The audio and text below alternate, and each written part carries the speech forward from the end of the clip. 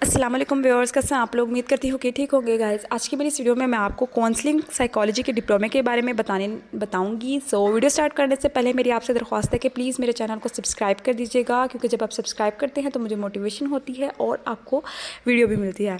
सो मुझे voice over करना पड़ता है, इसके लिए सॉरी। सो चलिए वीडियो स्टार्ट करते हैं। Post graduate diploma in counselling psychology, ये कितने साल का डिप्लोमा होता है। पहले हम बात करते हैं कि काउंसलिंग साइकोलॉजी क्या होती है।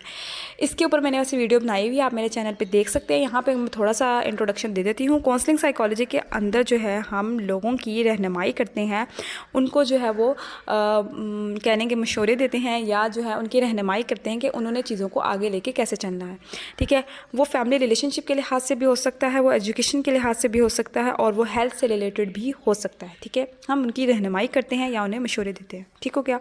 अब काउंसलिंग साइकोलॉजी का ये जो डिप्लोमा है वो 1 साल का होता है।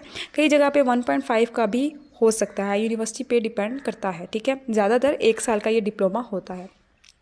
अब इस डिप्लोमे में आप एंट्री कैसे मार सकते हैं। अगर आपने एमएससी साइकोलॉजी की हुई हो या बीएस साइकोलॉजी की हुई हो, यानी कि मास्टर लेवल की आपने एजुकेशन अपनी कंप्लीट की हुई हो 60% मार्क्स से या 2.5 CGPA से, तो आप इस post graduate diploma in counselling psychology इसमें एडमिशन ले सकते हैं। ठीक हो गया।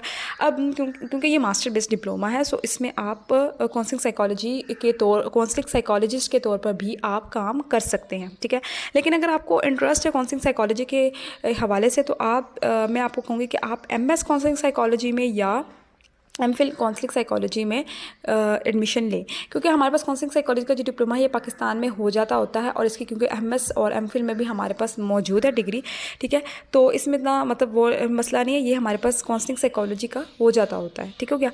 उसके अलावा अगर इसके सब्जेक्ट की बात करें, तो क्योंकि सब्जेक्ट की बात करना ज़रूरी है, क्योंकि उससे जो है वो डिग्री की नौइयत का अंदाज़ा होता है।